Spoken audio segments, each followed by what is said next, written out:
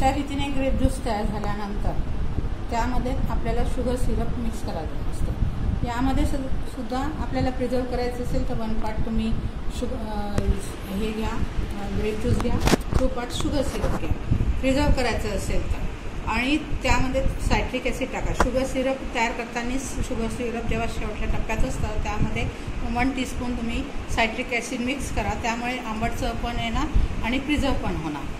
यामध्ये तुम्हाला chemical preservative जेव्हा टाकायचं असेल तर sugar syrup plus grape juice mix झाल्यानंतर त्यानंतर सोडियम बेन्झोएट टीस्पूनमध्ये घ्या, त्यात थोडं पाणी टाका, त्याचं लिक्विड तयार करा आणि नंतर त्यात मिक्स करा आणि मग ते बॉटलमध्ये भरा।